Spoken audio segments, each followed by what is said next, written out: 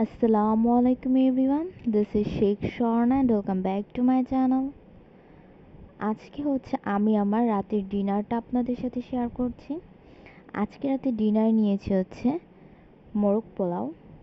রাতের ডিনারে আমার গরম গরম মোরগ পোলাও ভীষণই পছন্দের।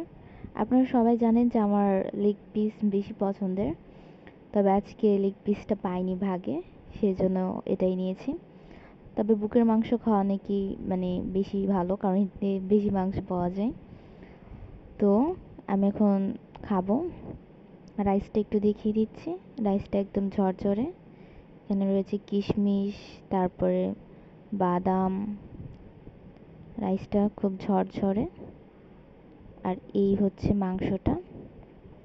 তো আলহামদুলিল্লাহ, এটাই আজকে আমার রাতের খাবার।